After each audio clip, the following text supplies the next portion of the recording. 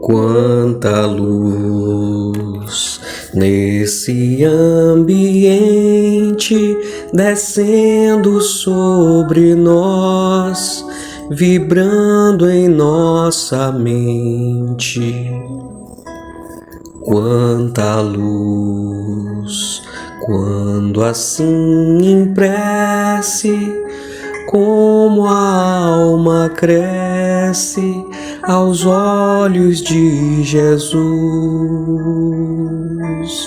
Quanta luz, pois em oração a voz do Mestre fala ao nosso coração. Quanta luz descendo sobre nós. Quanta luz, quanta luz. Viva Jesus, viva! Viva Jesus, viva os nossos irmãos de luz que nos guiam, inspiram e protegem. Viva o nosso Pai amado. Viva a nossa saúde, viva a nossa vontade de estar aqui neste momento, desejosos de evoluir espiritualmente, de alinhar nossa sintonia com a atmosfera da harmonia, da paz, do bem. Viva a consciência de que a espiritualidade é uma energia importantíssima para nossa condução enquanto ser humano e enquanto espírito. Peçamos então, de peito aberto e sorriso no rosto ao nosso Pai amado, que possamos ser ferramentas dele a serviço do amor, da verdade, da justiça, da bondade, da alegria e da caridade, que assim seja. E aos irmãos de luz, nós pedimos encarecidamente que possam fluidificar a água que deixamos previamente separada, para que ela se transforme em um bálsamo, um remédio para o nosso corpo, nossa mente, nosso perispírito, atuando nos lugares que mais precisam na gente, para que a gente fique ainda mais em harmonia, em sintonia com essa corrente de boas vibrações que é formada nesse instante em que a gente se predispõe a estar focado na reflexão desses ensinamentos. Obrigado, meu Pai. Obrigado, meus irmãos. Obrigado a vocês, amigos encarnados que estão neste momento escutando, orando, disponíveis para essa ocasião. Meu muito obrigado. O nosso muito obrigado. Abertura aleatória do Evangelho segundo o Espiritismo, por Allan Kardec. O mal e o remédio. Santo Agostinho, em Paris, na data de 1863. Será a terra um lugar de alegrias? Um paraíso de delícias? Vocês não lembram mais do que Jesus falou? Ele não avisou que haveria prantos e ranger de dentes para os que nascessem nesse vale de dores? Aqueles que vierem viver na terra devem esperar lágrimas e penas amargas. E quanto mais profundas forem as dores, olhem para o céu e agradeçam ao Senhor por querer experimentá-los. Homens, será que só reconhecerão o poder do Mestre quando ele curar suas feridas e lhes trouxer dias de prosperidade e alegrias? Será que vocês só reconhecerão o amor dele quando ele enfeitar seus corpos com todas as glórias e devolver a eles o brilho que possuíam quando foram criados? Imitem aquele que serviu de exemplo a todos e, quando estava no último degrau do desprezo e da miséria, estendido sobre o lixo, disse a Deus: Senhor, conheci todas as alegrias da riqueza e fui reduzido à miséria mais profunda. Obrigado, meu Deus, por querer experimentar bem esse seu servidor. Até quando vocês pensarão que o limite de tudo é a morte? Quando é que se interessarão em saber o que existe além dos limites do túmulo? mesmo que fosse preciso chorar e sofrer uma vida inteira, o que representaria isso ao lado da eterna glória, reservada para aqueles que conseguiram suportar a prova terrena com fé, amor e resignação? A causa dos males de hoje está nos erros cometidos em vidas passadas. Portanto, procurem um consolo para eles no futuro que Deus está preparando. Aqueles que mais sofrem podem se considerar os felizes na terra, pois estão saldando suas dívidas com o passado. No plano espiritual, antes de reencarnar, eles escolheram suas provas, pois se achavam suficientemente fortes para suportá-las. Então, por que reclamar agora? Aquele que pediu antes de reencarnar a riqueza e o poder foi para enfrentar a luta contra a tentação e vencê-la. Aquele que pediu para lutar de corpo e alma contra o mal físico e o mal moral sabia que quanto mais difícil fosse a prova, mais a vitória seria gloriosa. Ao vencer, mesmo que o corpo fosse jogado num monte de lixo, quando da sua morte, ele deixaria escapar uma alma brilhante e alva, purificada pela expiação e pelo sofrimento. Que remédio receitar aos que são atacados por obsessões cruéis e males dolorosos? Um só é infalível: a fé, ou seja, a confiança em Deus. Se nas horas de maior sofrimento chamarem pelo Senhor, o anjo da guarda de cada um vai mostrar o caminho correto a seguir, para que vocês possam encontrar a salvação e o lugar para onde irão. A fé é o melhor remédio para o sofrimento, pois ela sempre mostra a eternidade da existência, diante da qual os dias sombrios do presente pouco representam. Portanto, não perguntem qual é o remédio para curar tal doença, tal tentação ou tal prova. Lembre-se, pois, aquele que crê é forte pela firmeza da fé, e aquele que duvida por um segundo de sua eficácia é punido pelas angústias da aflição. O Senhor reconhece todos aqueles que creem nele. Cristo falou que com a fé nós podemos remover montanhas. Eu digo que aquele que sofre e tem fé como sustentação será colocado sob a sua proteção e não sofrerá mais. Os momentos de maior dor serão para ele os primeiros acordes alegres da eternidade. Sua alma vai se desprender de tal forma do seu corpo que, enquanto estiver morrendo, vai planar nas regiões celestes, cantando com os anjos os hinos de reconhecimento e de glória ao Senhor. Então, felizes os que sofrem e choram, que suas almas se alegrem, pois serão abençoadas por Deus.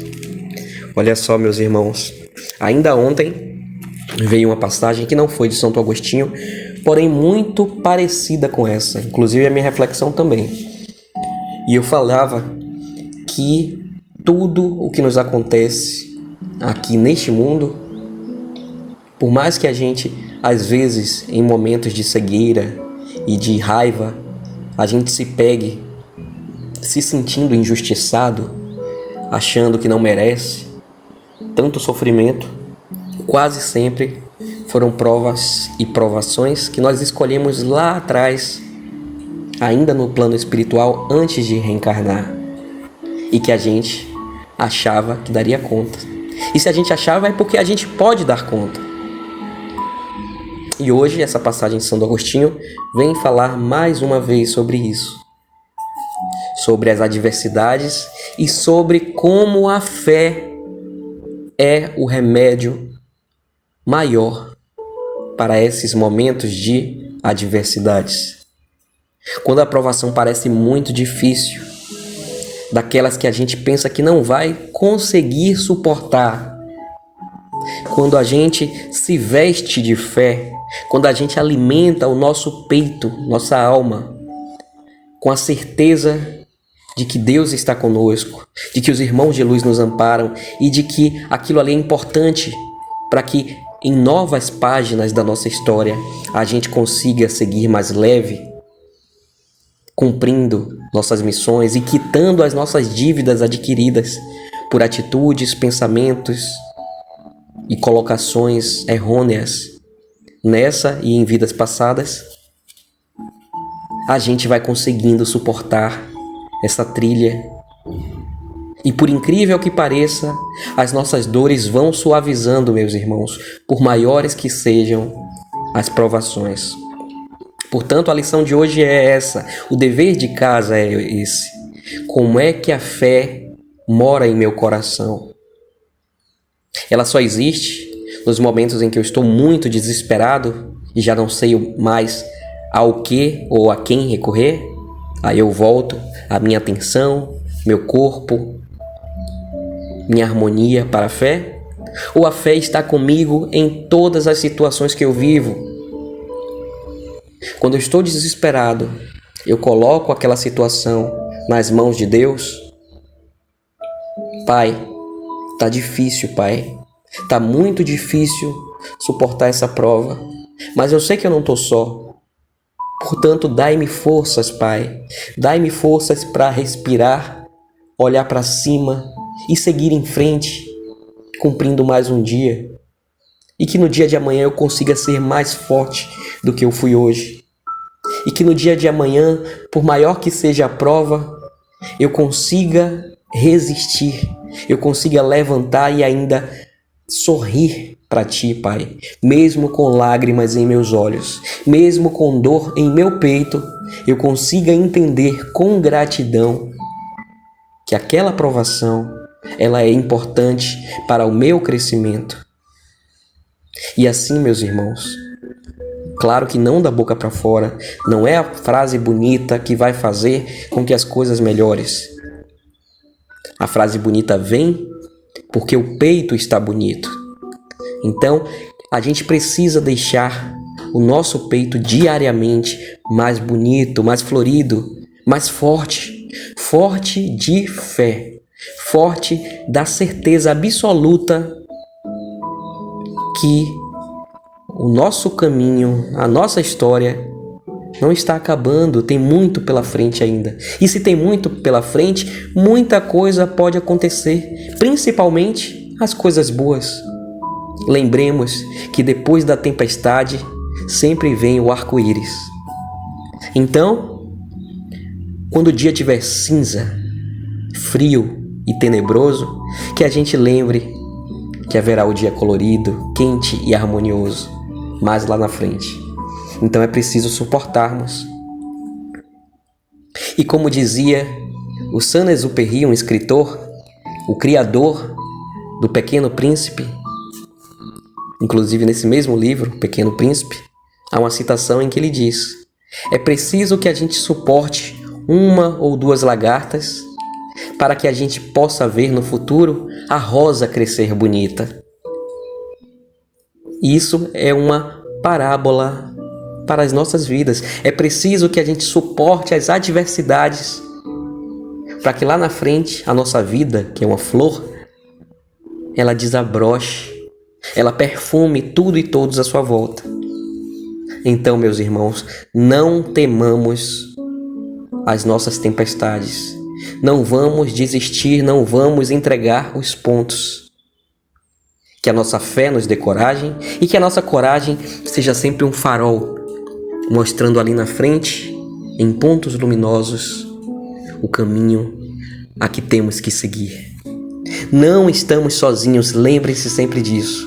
Nos momentos de desespero, convoquem os irmãos de luz, os anjos da guarda. Meus irmãos, me ajudem, peguem minha mão, aqueçam meu coração, abracem minha alma, me deem a força necessária para que eu possa continuar. E assim, meus irmãos, a gente vai seguindo dia a dia. E também temos os irmãos encarnados, as pessoas que nos cercam, nossos entes queridos, nossos familiares, nossos amigos, nossos conhecidos. Não tenhamos vergonha de mostrar nossas fraquezas àqueles que nos amam, de dizer que estamos sofrendo, de pedir apoio, de pedir um colo, pois estamos todos aqui nesse planeta para aprendermos direito o que é comunhão, o que é caridade, o que é apoio, o que é amor, amor fraternal. Então falemos do que a gente sente, do que a gente está passando, porque quando a gente fala, a gente está dando ao universo a oportunidade de que alguém nos ajude. Vamos pensar nisso? Pai nosso que estais no céu, santificado seja o vosso nome. Venha a nós o vosso reino, seja feita a vossa vontade, assim na terra como é no céu. O pão nosso de cada dia dai-nos hoje. Perdoai nossas ofensas, assim como nós perdoamos quem tem nos ofendido. Não nos deixe cair em tentações e livrai-nos, Senhor, de todo mal. Amém.